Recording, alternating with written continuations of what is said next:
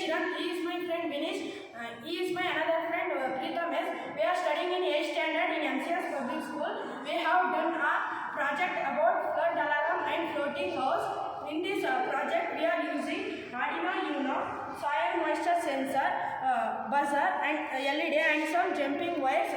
When the sensor became wet, it passed the signals to the alarm and alarm sounds.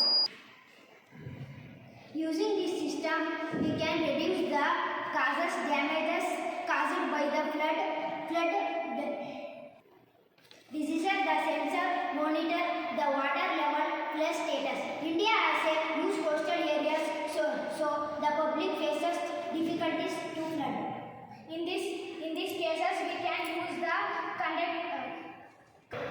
construction of floating house and property floating house may be less than needed for the